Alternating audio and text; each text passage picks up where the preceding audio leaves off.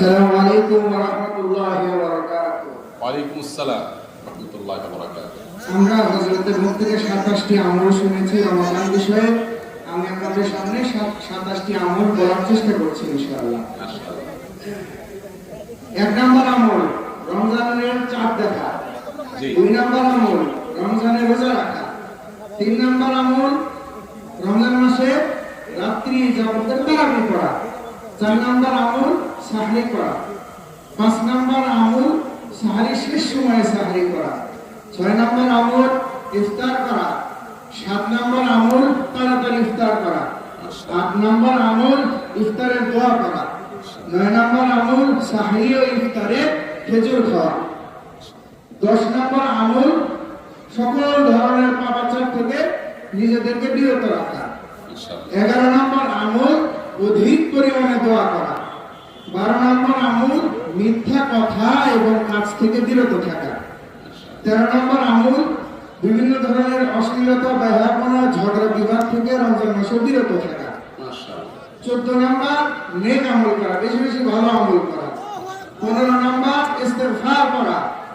16 নম্বর রোজাদার ব্যক্তিকে ইফতার করানো, যেটা আমাদের সমাজে খুবই কম। 17 নম্বর পবিত্র কোরআনুল কারীমকে তেলাওয়াত করা। 18 নম্বর পবিত্র কোরআন কারীম শুধু তেলাওয়াত করা না, পরস্পরের মধ্যে তেলাওয়াত শুনাশুনি করা। 9 নম্বর দান সদকা করা।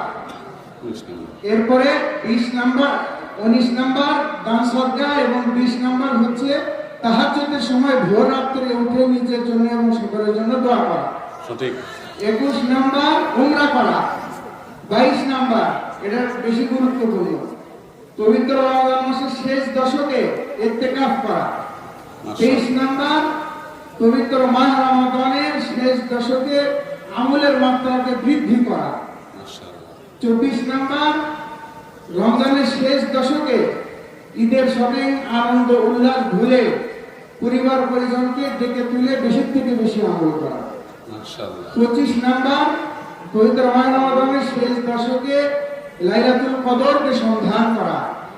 26 নম্বর পবিত্র মাস রমাদানের শেষ দশকে লাইলাতুল কদরের একটি স্পেশাল দোয়া, যেটা আল্লাহুম্মা ইন্নাকা আফুউন তুহিব্বুল আফওয়া ফাফু আননি, এই দোয়াকে বেশি থেকে বেশি পড়া। এবং 27 নম্বর পবিত্র যে ফিতরার যে বিধান আমাদের রয়েছে। আল্লাহু আকবার, নারায়ে তাকবীর, নারায়ে তাকবীর। আসেন আসেন।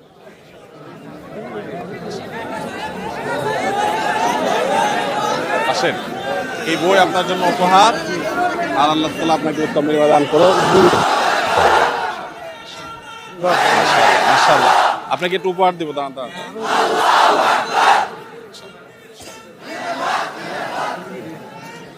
আপনাকে 2000 টাকা আমার পক্ষ থেকে।